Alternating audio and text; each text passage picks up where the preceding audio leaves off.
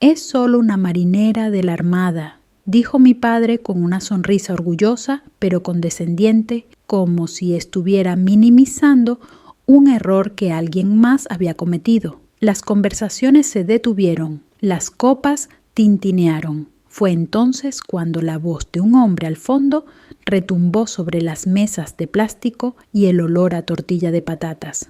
No digas tonterías. Si esta chica es la operativa de la FGNE que abatió a los terroristas en el Golfo, mi padre se atragantó con el vino. La botella cayó con un golpe seco sobre la mesa y yo solo lo miré.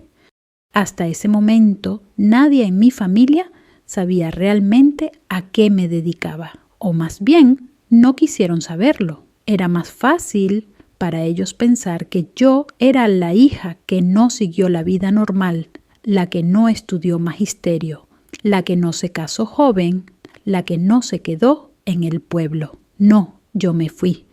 Para mi padre José Roldán Carpintero, jubilado y antiguo soldado de reemplazo en Melilla, la vida era simple.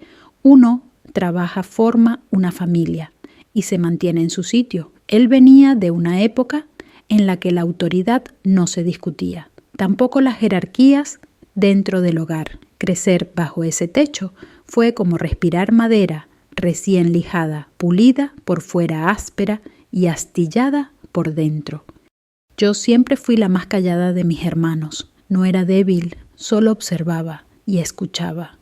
Esa reunión familiar no era especial, era una de tantas que se organizan en los pueblos costeros de Cádiz, donde las mesas se llenan de boquerones, fritos, langostinos, cocidos de sanlúcar y risas que se mezclan con ventiladores viejos girando bajo un porche, las tías hablando de recetas, los primos presumiendo de coches, la abuela que solo sonríe como si hubiera visto todas las historias del mundo y ninguna la sorprendiera ya.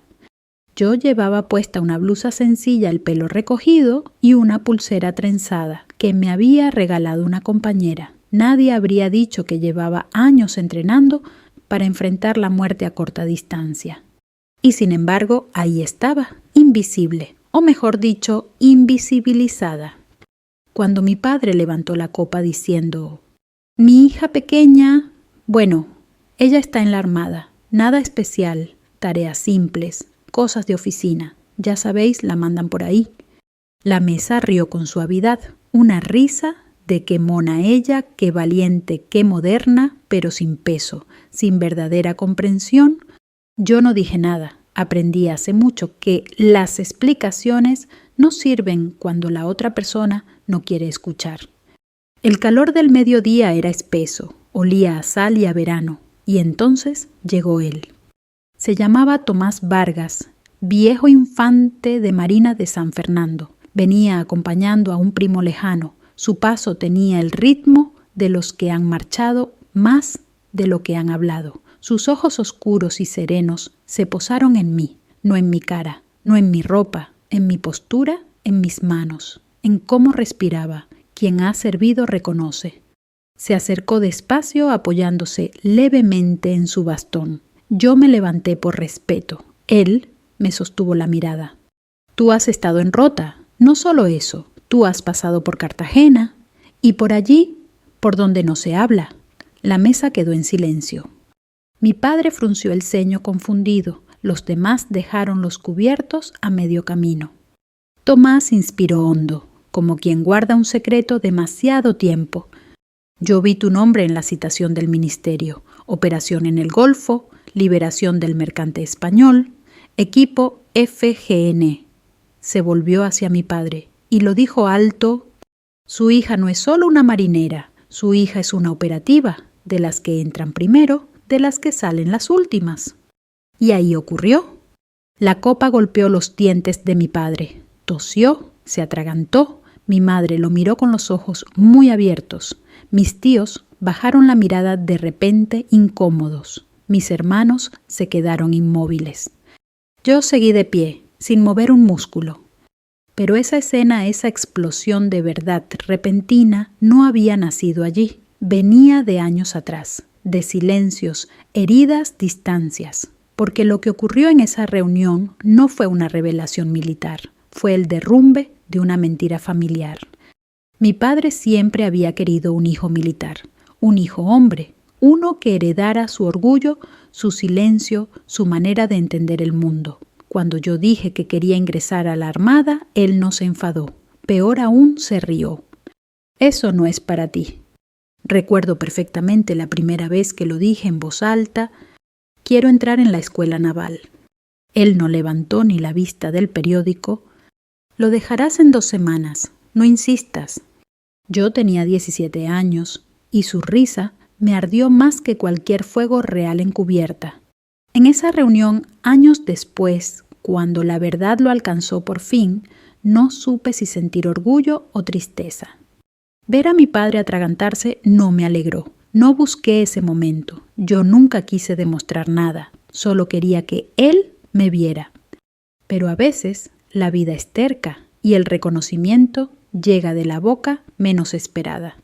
Aquel instante duró apenas unos segundos, pero para mí fue el punto de giro de toda mi historia. Después de aquel incidente, en la reunión familiar, mientras todos recuperaban la compostura y el ventilador del porche seguía girando con su zumbido lento y cansado, yo volví a sentir el peso de toda una vida de distancia entre mi padre y yo. Aquella escena pública no había surgido de la nada. Era el resultado de años enteros en los que él no quiso mirar quién era yo realmente. Para entender ese momento hay que volver atrás, al patio pequeño de nuestra casa en San Fernando, donde crecimos mis 2 hermanos y yo. Mi madre Rosa siempre fue la calma, una mujer de manos suaves que olían a manzanilla y detergente, que hablaba bajo para no despertar enfados innecesarios. Mi padre, en cambio, era de los que no levantaban la voz, pero imponían silencio. Bastaba la manera en que dejaba la taza del café sobre la mesa para saber que ese día no había que preguntar demasiado. Éramos una familia sencilla, desayunos de tostadas con aceite y tomate olor a mar, cuando soplaba levante y la radio puesta en la cocina escuchando noticias que parecían de otro mundo. Pero en nuestra casa lo que no se decía pesaba más que las palabras. Desde pequeña yo era distinta. Mis hermanos jugaban con coches, peleaban, hacían ruido. Yo prefería el silencio, la observación, el orden. No porque fuera tímida, sino porque siempre sentí que había algo dentro de mí que tenía que guardar. Una especie de fuego silencioso, una certeza de que algún día tendría que demostrar algo, aunque aún no sabía qué. Recuerdo claramente cuando tenía 8 años y mi padre me llevó a ver un desfile militar. No recuerdo las banderas, ni el himno, ni los aplausos. Solo recuerdo los ojos de una mujer militar que marchaba al final de la fila, segura, tensa, firme. Esa fue la primera vez que supe que el mundo no era solo lo que me habían dicho que debía ser. Pero cuando años después mencioné la armada, mi padre se limitó a reír, pero no una risa alegre, sino una risa que dolía. Una risa de no puedes, de no, debes, de no, es tu sitio. Eso no es para ti, Lucía. Déjate de ideas raras. A los 17 años decidí presentarme a las pruebas de acceso. Recuerdo el día como si lo tuviera delante, la mesa del comedor llena de papeles, mi madre mirando en silencio, mi padre cruzado de brazos. ¿Y cuál es el plan?, preguntó como si yo no supiera lo que hacía. Entrar, respondí. Se rió, pero no dijo nada más, no dio su bendición, tampoco se interpuso, simplemente se desentendió. Y ese fue quizá el golpe más profundo. No el rechazo explícito, sino la indiferencia. La Escuela Naval de Marín fue un choque brutal. El frío gallego, la humedad en los huesos, el horario que empezaba antes de que saliera el sol. Y yo rodeada de hombres que me miraban con una mezcla de condescendencia y curiosidad. Se va a cansar, esto le queda grande, ya verás que no dura. Yo no respondía, no lloraba, no me quebré. Solo seguí, día tras día, kilómetro tras kilómetro, orden tras orden.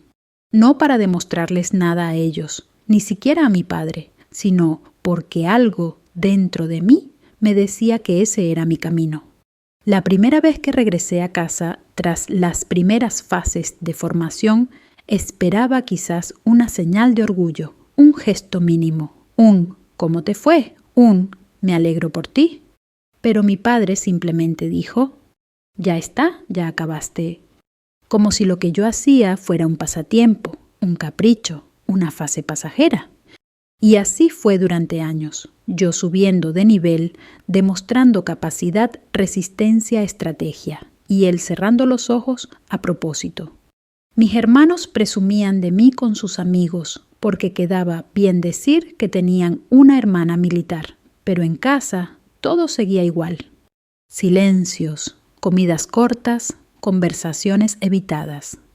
Mi madre, cuando estábamos las dos solas, sí preguntaba, no sobre operaciones ni misiones, preguntaba por cómo me sentía. ¿Estás cansada? ¿Estás comiendo bien? ¿Duermes? Yo siempre decía que sí, porque sabía que si alguna vez le decía la verdad, que había noches en las que no podía cerrar los ojos sin escuchar voces del pasado, ella no dormiría nunca más. Las madres tienen un modo silencioso de cargar con guerras que no son suyas. Cuando entré en el proceso de selección de FGNE, no se lo conté a nadie. Había aprendido que los sueños crecen mejor sin ruido. Fue el periodo más duro de mi vida, días largos, noches más largas, pruebas físicas que te llevan al límite y más allá. Pero la verdadera prueba no era el cuerpo, era la mente. Saber quién eres cuando te quitan todo, incluso el nombre. Muchos se retiraron, yo no. Y cuando por fin recibí la insignia sola con mis manos temblando, pensé por primera vez en mi padre. No deseando que me aplaudiera, solo deseando que hubiera estado allí para verlo.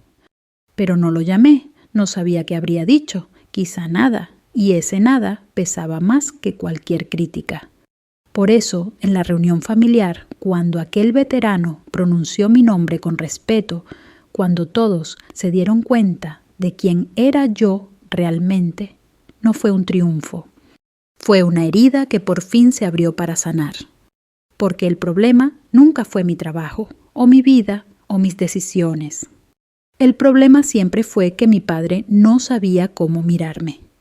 Y ahora por primera vez tenía que hacerlo. No fue de un día para otro cuando pasé de la escuela naval a la FGNE. Aquello no era un ascenso, ni una simple especialización. Era, en muchos sentidos, cruzar una puerta que no se vuelve a abrir en sentido contrario. Para entrar allí, primero tienes que dejar de ser quien eras y entonces decidir conscientemente si quieres convertirte en lo que hará falta para avanzar.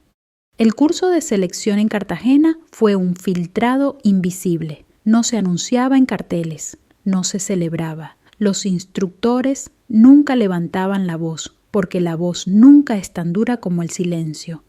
Te observan, te escuchan respirar, analizan cómo colocas los pies al marchar, cómo miras a tu compañero cuando él falla, cómo te hablas por dentro cuando el cuerpo ya no responde.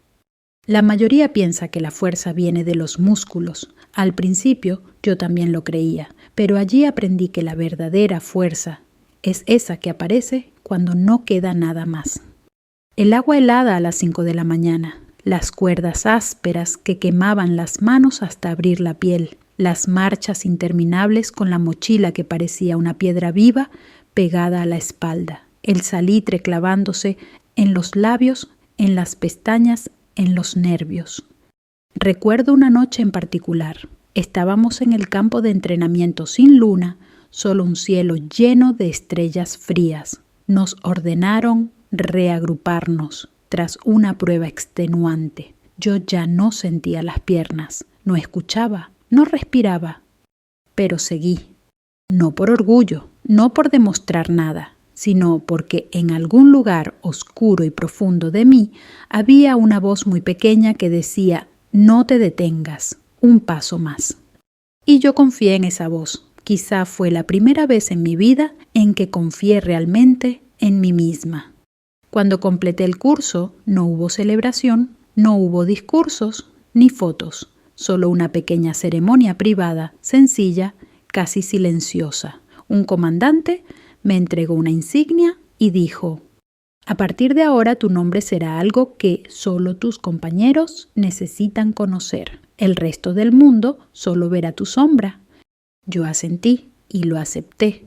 No porque quisiera desaparecer, sino porque entendí que servir a veces es ser invisible. La operación llegó aproximadamente un año después. Un mercante español había sido secuestrado cerca del Golfo de Adén. Había tripulación a bordo, gente joven, cocineros, marineros, hombres y mujeres que no sabían cómo apuntar un arma y mucho menos defenderse ante piratas desesperados. El mar puede ser hermoso desde la orilla, pero allí en mitad de ninguna parte es una garganta negra que puede tragarlo todo. Nos trasladaron en helicóptero durante la noche. Yo formaba parte del equipo de asalto encargado de entrar primero, asegurar pasillos y abrir camino. No sé cuánto tiempo estuvimos en silencio, cada uno dentro de su propio casco, sintiendo solo el ruido grave de las aspas girando. El aire olía a metal caliente y sal. Yo tenía la mirada fija sin pestañear, no por frialdad, sino porque en momentos así el cuerpo sabe que lo que viene no permite dudas. Cuando nos lanzamos desde el helicóptero a la plataforma de la embarcación, el agua golpeó como un puñetazo, fría, brutal, pero el miedo no tuvo espacio para entrar. La acción es una bestia que no deja huecos. Subimos por la escala, uno detrás de otro con movimientos que habíamos practicado cientos de veces, pero que en ese instante se volvían vivos. Los piratas estaban armados, nerviosos, desesperados. A veces, la gente imagina estos encuentros como escenas de película, pero en realidad son rápidos, silenciosos, tensos. El sonido más fuerte nunca es el disparo, sino la respiración contenida antes de decidir. Aseguramos el puente, neutralizamos amenazas, protegimos a la tripulación y todo sucedió en minutos que parecieron horas. Hubo un momento en el que uno de los piratas apuntó a un marinero joven, apenas un chaval. Yo no pensé, no calculé, solo me moví. Mi cuerpo actuó antes que mi mente, y el chico vivió.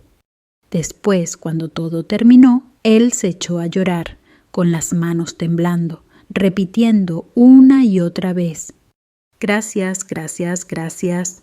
Yo solo asentí, no había nada que decir. No hay palabras para momentos así. La vida pesa demasiado cuando se sostiene tan cerca. Cuando regresamos a España, no hubo titulares, no hubo fotos en periódicos. Todo quedó donde debía quedar. Pero los nombres quedaron en los informes internos, y esos informes son los que después el veterano de la reunión familiar había leído. Por eso me reconoció, no por mi cara, no por mi ropa, sino por cómo me senté, cómo observé, cómo respiré. Quienes han vivido cerca de la muerte caminan distinto. La misión no me cambió, solo confirmó lo que yo llevaba dentro desde siempre. Volví al pueblo semanas después, callada, serena, distinta, pero sin mostrar nada. Mi padre no preguntó, mi madre me miró como solo una madre puede mirar sin comprenderlo todo, pero sabiendo. Yo tampoco conté nada, porque en casa la palabra guerra nunca había tenido espacio. Pero fue esa misión, aquella noche en el Golfo, ese chico vivo, ese silencio compartido, la que se presentó sin invitación en la reunión familiar cuando Tomás me nombró en voz alta. No fue él quien me reveló. Fue mi historia golpeando la puerta que mi padre había mantenido cerrada toda la vida. Y ahora ya no podía ignorarla. Después de la operación en el Golfo, regresé a España con una sensación difícil de explicar. No era orgullo, tampoco alivio, era algo más parecido a un silencio profundo, como si hubiera dejado una parte de mí flotando en el agua oscura de aquella noche, volviendo con el cuerpo entero, pero con el alma un poco más delgada. Me dieron permiso por varias semanas. Los superiores dijeron que era conveniente descansar, pero cualquier militar sabe que el descanso no siempre es descanso. A veces es simplemente tiempo para que los pensamientos te alcancen. Volví al pueblo a San Fernando, donde el aire huele siempre a sal y las gaviotas suenan como si se rieran de los secretos humanos. Caminé desde la estación hasta casa con una mochila ligera. El sol de la tarde estaba cayendo, pintando las fachadas de naranja viejo. Mi madre fue la primera en verme aparecer por la puerta. Se quedó quieta con un paño de cocina en la mano. Me miró como si temiera que si parpadeaba yo me desvanecería. Lucía, solo dijo. Nos abrazamos, no lloramos, pero ese silencio fue más cálido que cualquier lágrima. Mi padre estaba sentado en el salón viendo un partido de fútbol a un volumen demasiado alto para la hora que era. No se levantó, no dijo hola, solo bajó el volumen y me miró por el rabillo del ojo. ¿Has vuelto? Sí, bien. ¿Fue todo? No me sorprendió, pero dolió. Dolió porque yo sabía lo que acababa de vivir y él no quería saberlo. Durante los días siguientes intenté encajar de nuevo en la casa, pero el mundo civil a veces se siente como un traje que ya no te pertenece. Mi madre hablaba de la vecina que se había roto la cadera. Mi hermano mayor Andrés venía a comer con su mujer y contaba historias de su trabajo de contable. Mi hermana Laura hablaba de la comunión de su hija y del vestido y del menú y de las flores que quería poner en las mesas. Yo escuchaba, yo sonreía, yo asentía y mientras tanto dentro había un mar entero que nadie veía. A veces por las noches salía a caminar hacia la playa de Camposoto. Me sentaba frente a las olas y respiraba. Allí el sonido del mar me devolvía algo que el mundo cotidiano no podía ofrecerme, silencio sin juicio. Mi padre y yo apenas hablábamos. No era hostilidad. Era una distancia vieja, sólida, construida a tantas capas que no sabíamos ni dónde empezó. Él vivía convencido de que la vida ya estaba escrita y que cada uno tenía su papel. Yo había decidido escribir el mío con letras distintas. Una tarde, mientras mi madre preparaba café, él entró en la cocina, me miró un momento y dijo: «No entiendo por qué elegiste una vida así». Yo lo miré también sin rabia, sin defensa, porque era la mía. Él apretó los labios como si esa respuesta le confirmara algo que no quería aceptar. «Podrías haberte quedado aquí, no era mi sitio». Esa conversación tan corta llevaba años acumulada, pero no se desbordó, no hubo gritos, no hubo reproches. Solo dos personas mirando la distancia entre ellas sin saber cómo cruzarla. Entonces llegó la invitación, la reunión familiar de verano, la de siempre, la que parecía obligatoria para mantener la ilusión de que todos seguíamos siendo una familia perfecta. Mi madre nos insistió: «Irá bien, habrá música, habrá paella, que estéis juntos es lo importante». Acepté, no por mi padre, no por mostrar nada, sino por ella. Ella siempre sostuvo todos los hilos, incluso cuando nosotros los cortábamos sin querer. El día de la reunión me puse ropa sencilla, nada que llamara la atención. Nadie necesitaba saber quién era yo fuera de esas mesas. Pensé que sería un día tranquilo, lleno de conversaciones superficiales y risas de compromiso. No podía imaginar que aquel día sería el día en que la verdad saldría sola, sin permiso, sin preparación. De camino al porche donde se hacía la reunión, mi madre me tomó del brazo y me dijo en voz baja: «Tu padre te quiere, aunque no sepa decirlo». Yo asentí, no porque estuviera convencida, sino porque quería creerlo. Quería pensar que bajo todas las capas de silencio había algo parecido a amor, aunque torpe, aunque herido, aunque mal expresado.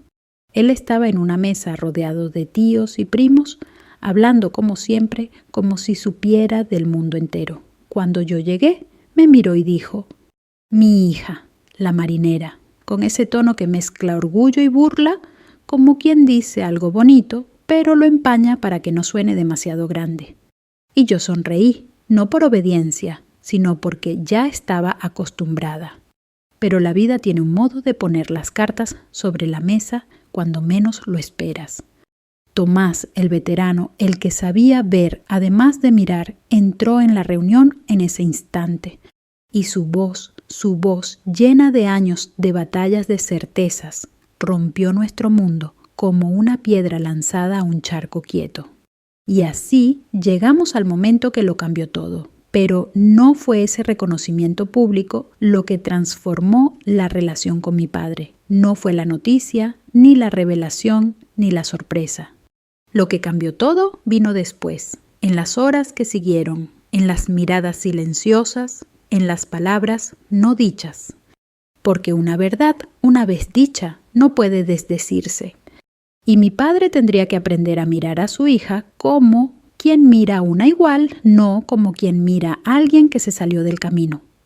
El problema era, ¿sabía él cómo hacerlo? Cuando Tomás pronunció mi nombre con esa mezcla de respeto y gravedad, el aire en el porche pareció volverse más espeso. El murmullo de conversaciones, pasos, chocando y risas se fue apagando como si alguien hubiera bajado el volumen de la tarde entera. Hasta las cigarras que llevaban horas cantando sin pausa parecieron detenerse un segundo.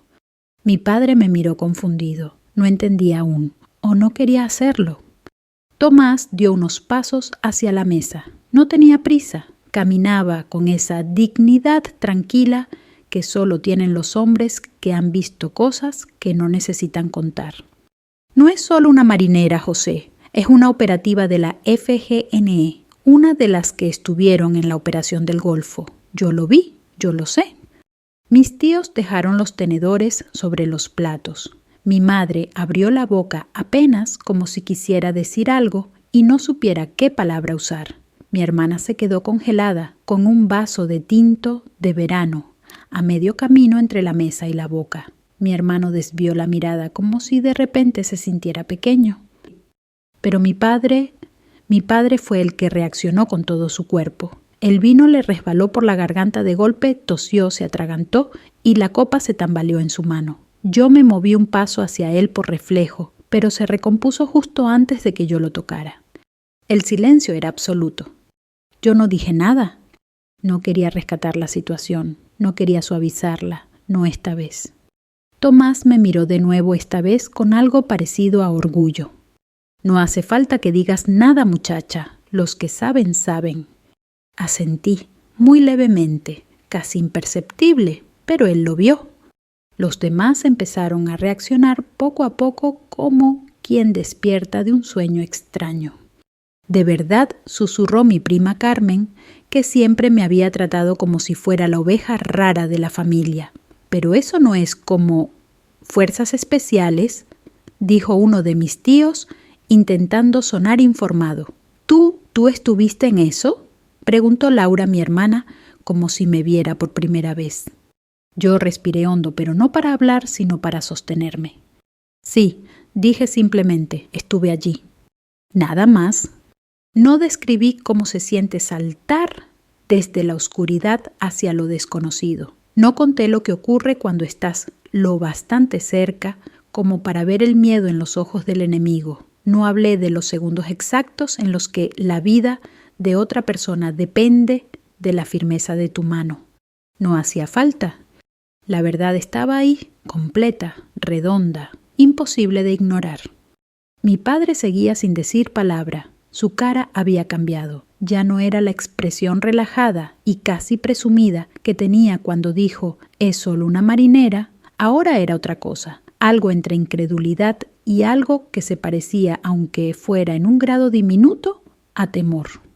Nunca quise que mi padre me temiera, pero ver en su rostro la comprensión repentina de que no me conocía, de que nunca me había mirado realmente, fue como sentir un nudo que llevaba años tensado a aflojarse de golpe. No fue venganza, no fue satisfacción, fue liberación, y sin embargo lo más fuerte no vino de mi padre, vino de la abuela. La abuela María, que había permanecido sentada todo el tiempo envuelta en su chaqueta fina, aunque hacía calor con sus manos cruzadas en el regazo. Ella levantó la vista, me miró, me sostuvo la mirada con esos ojos que habían sobrevivido a posguerra, hambre y pérdidas, y dijo en voz baja pero firme: «Yo siempre supe que tú llevabas dentro algo grande».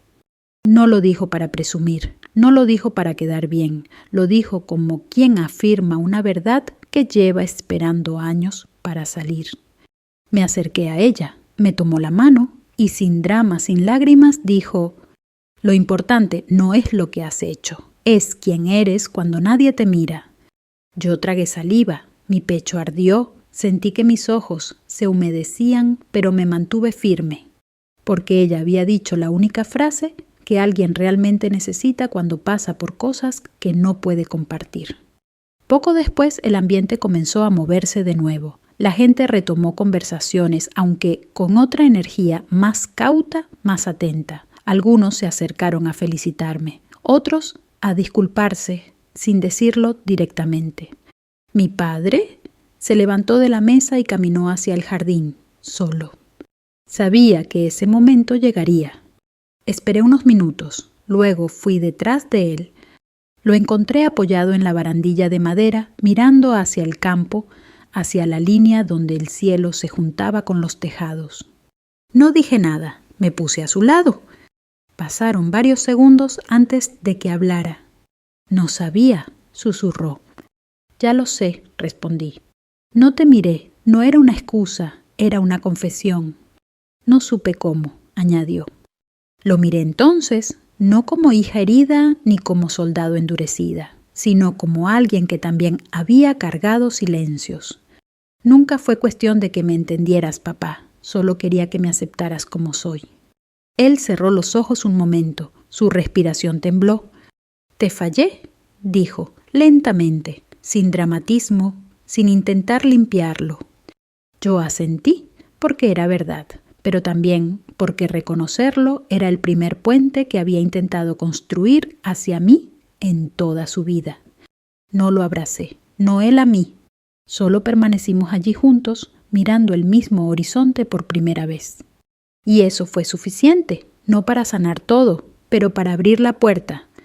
Una puerta que llevaba mucho tiempo cerrada. Esa noche, después de que la reunión terminara y los últimos primos se marcharan con pasos tambaleantes y promesas de a ver si nos vemos, mas la casa quedó en silencio. Un silencio distinto al de siempre. No ese silencio rutinario que llenaba la casa desde que yo era pequeña, sino un silencio espeso, denso, lleno de cosas que aún no se habían dicho.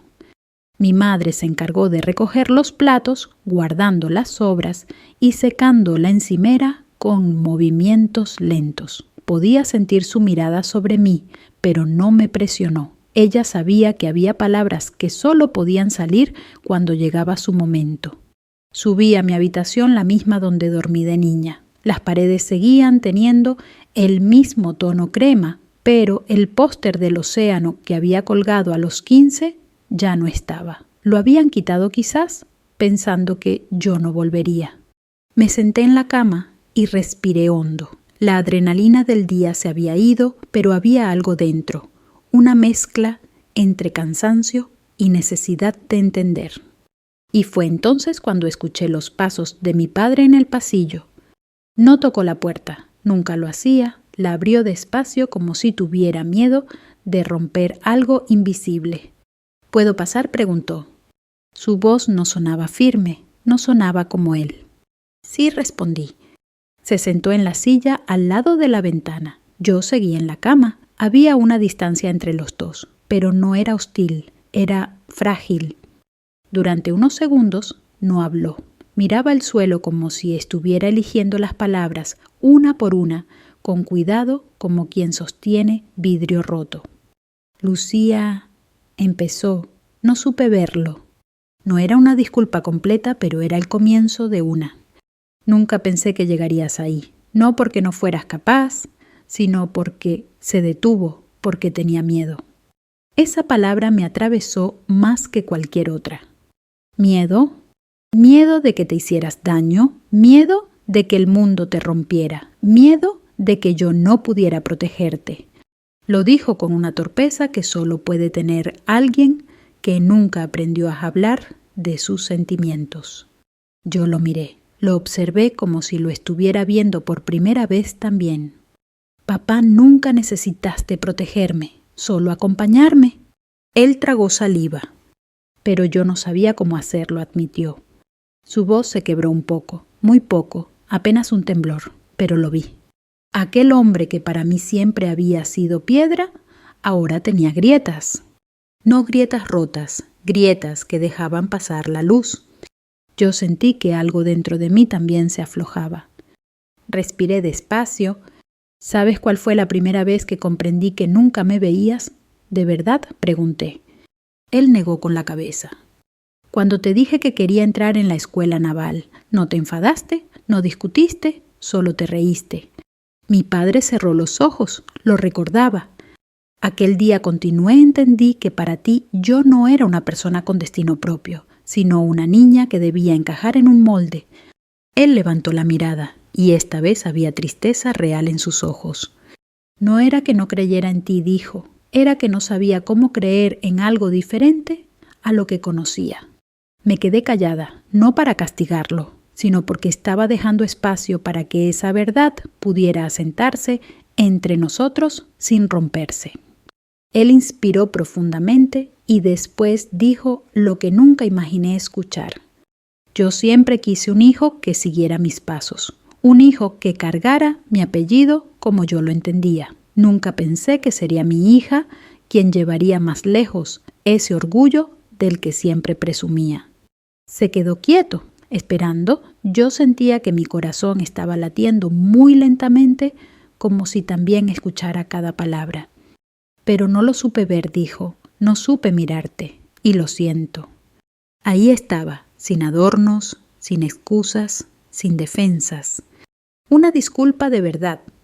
Yo pude haber dicho muchas cosas, pude haber reclamado años de silencio, de indiferencia, de minimización, pero algo dentro de mí, quizás el cansancio de vivir con esa distancia, quizás el amor que aún estaba ahí, aunque herido, me hizo actuar distinto.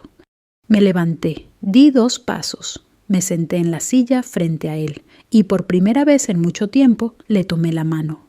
Su mano era áspera, dura, llena de historia, la mía también. «Papá», susurré, yo no necesitaba que me entendieras. Solo necesitaba que estuvieras ahí, que me miraras. Él bajó la cabeza como quien recibe un peso que al fin puede sostener. «¿Puedo intentarlo ahora?», dijo apenas audible. Sonreí, pequeño, real. Eso es suficiente. No hizo falta abrazarnos, no hizo falta llorar, no hacía falta reconstruir todo de golpe. Pero esa noche en esa habitación pequeña, con el sonido lejano del mar entrando por la ventana, mi padre y yo empezamos de nuevo. No como el padre que quería moldear a su hija, ni como la hija que luchaba por ser vista, sino como 2 personas que finalmente se estaban escuchando. A veces, las guerras más largas no son las que se libran con armas, son las que se libran dentro de una casa, en los silencios, en las expectativas, en los así deberían ser las cosas. Esa noche, por primera vez, sentí que mi casa ya no era un lugar donde tenía que justificar quién era. Podía simplemente ser. Y eso era una libertad distinta, una libertad que no se gana en misiones ni en campos de entrenamiento, sino en el corazón. Los días siguientes transcurrieron con una calma nueva, no una calma silenciosa, sino una calma viva, como si la casa respirara distinto. Había algo en el ambiente que había cambiado, aunque nadie lo hubiera dicho en voz alta. Mi padre seguía siendo él, con sus maneras austeras, sus silencios prolongados, su forma de caminar, como si siempre midiera la distancia hacia la puerta. Pero ya no había ese muro invisible entre nosotros. No había desaparecido, claro, pero se había agrietado, y por esas grietas empezaba a entrar la luz. Una mañana salí temprano a caminar hacia la playa de Rota, donde las olas bordean la costa como un pulso antiguo. El cielo estaba claro apenas rosado con el sol, asomando tímido por el horizonte. La arena estaba fría bajo mis botas. El mar en calma avanzaba y retrocedía con la paciencia de los que no tienen prisa. Me detuve cerca de la orilla, respiré el aire salado y por primera vez en mucho tiempo me permití sentir orgullo. No el orgullo ruidoso que busca aplausos, sino el orgullo que se sostiene solo desde dentro.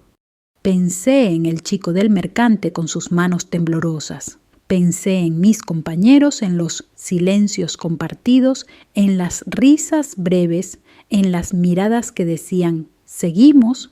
Pensé en la niña que fui, mirando a aquella mujer, marchando en la formación militar, sin saber que estaba viendo un reflejo del futuro, y pensé en mi padre. Él no era un villano en mi historia, solo era un hombre de su tiempo, un hombre que nunca aprendió a hablar de lo que sentía, un hombre que pensó que proteger consistía en limitar y no en acompañar. A veces, las heridas no vienen del odio, sino de la incapacidad de amar como uno quisiera. Y ese descubrimiento, por doloroso que fuera, también era una forma de perdón. Cuando regresé a casa, lo encontré en el patio colocando herramientas viejas en una caja. No sé si realmente las estaba ordenando o si simplemente necesitaba hacer algo con las manos. ¿Paseo?, pregunté. Él me miró sorprendido al principio, luego asintió. Caminamos por las calles estrechas del pueblo, donde las macetas en las ventanas florecen sin pedir permiso, donde los vecinos saludan aunque no te recuerden bien. No hablamos mucho, pero no era el silencio de antes, era un silencio compartido, tranquilo, casi cómodo. En una esquina mi padre se detuvo y me observó, no con ese examen crítico de años pasados, sino con una mirada nueva, suya, pero distinta. No sabía que estabas luchando tu propia guerra. Todos luchamos alguna, respondí. Él asintió lento. A veces los padres creemos que sabemos qué es lo mejor y nos equivocamos. A veces los hijos creemos que no necesitan equivocarse, dije yo. Nos quedamos un momento así, sostenidos por una verdad compartida. Quiero aprender, dijo finalmente. No prometió cambiar, no juró ser otro hombre, no intentó reparar todo de golpe. Solo dijo eso. Quiero aprender. Y eso era más valioso que cualquier disculpa larga o grandilocuente. Los días fueron pasando. Mi padre empezó a preguntarme cosas pequeñas. No sobre mis misiones, él sabía que había líneas que no podía cruzar, sino sobre mí. Si dormía bien, si comía bien, si me dolía la espalda cuando llovía como a él, si quería ayudarle a engrasar la bisagra de la puerta. Pequeñas cosas cotidianas, normales. Y esas pequeñas cosas, como gotas constantes, fueron llenando el vaso vacío de tantos años. Mi madre nos observaba en silencio con la ternura cansada de quien siempre supo que había amor ahí, solo enterrado bajo demasiado ruido. Mi abuela desde su sillón nos miraba con una sonrisa casi imperceptible, la sonrisa de quien ha visto suficientes vidas para saber que las historias importantes no necesitan volumen. Una tarde, sentado frente al mar, mi padre dijo algo que nunca pensé escuchar. Estoy orgulloso de ti. No lo dijo con voz temblorosa, no lo dijo mirando al suelo, no lo dijo como quien pide perdón, lo dijo mirando el horizonte como si mi historia formara parte de algo más grande que los dos. Y yo entendí en ese momento que no buscaba que él lo gritara, no buscaba que lo anunciara a la familia, ni que presumiera, ni que me felicitara. Solo quería que lo sintiera. Y lo sentía. Eso bastaba. La vida no se resolvió mágicamente después de aquel verano. Yo volví a mi base, a mi vida, a mis responsabilidades. Él se quedó en el pueblo, en su taller, en sus rutinas. Pero ahora, cuando hablábamos por teléfono, ya no eran conversaciones llenas de silencios incomodísimos. Eran simples, reales, humanas. porque las reconciliaciones no siempre son abrazos intensos y lágrimas dramáticas. A veces son 2 tazas de café sobre la mesa sin prisa. Y eso también es amor. Aprendí que no siempre necesitamos ser entendidos para ser valorados y que a veces quienes más nos hieren no lo hacen por maldad, sino porque tienen miedo. Miedo de perder, miedo de no saber cómo amar, miedo de quedarse atrás. Pero cuando hay voluntad, aunque sea pequeña, aunque llegue tarde cuando alguien dice, quiero aprender, quiero intentarlo, no es demasiado tarde. Nunca es demasiado tarde para mirarse de nuevo. Séte suave. Si esta historia te tocó, te recordó algo o te hizo pensar en alguien, cuéntala, compártela o simplemente guárdala. Y si quieres escuchar más historias que hablen de familia, dignidad y segundas oportunidades, puedes quedarte conmigo en este camino. Gracias por escucharme.